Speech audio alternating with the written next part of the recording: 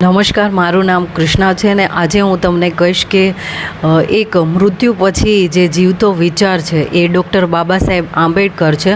એટલે કે બાબા સાહેબ આંબેડકર મરી ગયા, એના ઘણા બધા વર્ષો વીતી ગયા છે અને બાબા સાહેબે જે વિચારો આપણામાં નાખ્યા છે એ આજે પણ જીવતા છે. એ વાતની નિશાની છે કે આપણે શિક્ષિત થયા છીએ અને આપણે સમાજમાં જ્યારે ન્યાયની વાત આવે ત્યારે, આપણા અધિકારની વાત આવે ત્યારે આપણે લડતા શીખી ગયા છીએ અને આપણે સમજદાર બની ગયા છીએ. તો બાબા સાહેબ આંબેડકરની આ જે વાત છે એ મને સારી લાગે છે કે એમણે કીધું કે જ્યારે તમને એવું લાગે કે તમારા સમાજમાં કંઈક અન્યાય થાય છે, તમારી સાથે અન્યાય થાય છે, તો તમે એ જે પરિસ્થિતિ છે એની સામે તમે લડો.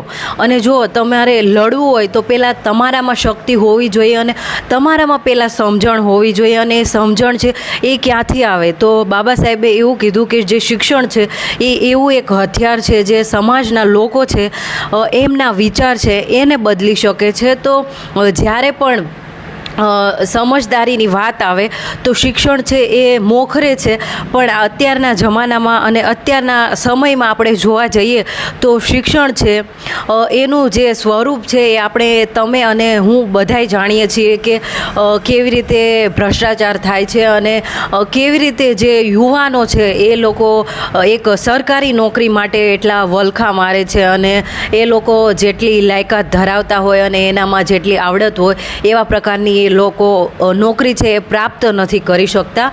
તો મને ત્યારે કહેવાનું મન થાય છે કે જે સરકાર છે એ પણ એ આપણે પસંદ કરી છે. તો સરકાર છે એ જ્યારે આપણે પસંદ કરીએ ત્યારે આપણે એ વસ્તુ છે એનું ખાસ ધ્યાન રાખવું જોઈએ કે જે સરકાર છે અને જે ગવર્મેન્ટ છે એ એવી હોવી જોઈએ કે એ આપણા હિતમાં, આપણા ન્યાયમાં અને આપણી તરફદારીમાં અને આપણે હક અને આપણા જે અધિકારો છે એની તરફેણમાં કામ કરે એવી સરકાર હોવી જોઈએ. પણ આપણે અત્યારના સમયમાં જોઈએ છે કે આપણે આપણી જે બેઝિક નીડ્સ હોય એના માટે પણ લડાઈ કરવી પડે છે. અને દુઃખની વાત એ છે કે જ્યારે શિક્ષકો છે એ આમ રસ્તા ઉપર આવી જાય છે ને તો મારું મન બહુ ભરાઈ જાય છે, એટલા માટે કે એક ટાઈમ હું એક શિક્ષક હતી.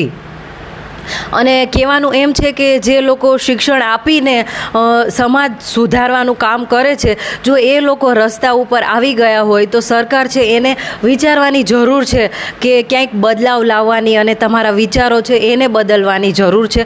તો આ બધી વાત છે એ ત્યાં પડી છે કે જે શિક્ષણ છે એ બદલાવ લાવી શકે. અને આ બાબા સાહેબ આંબેડકરની વાતથી હું 100% સહમત છું. તમે પણ વિચાર કરજો.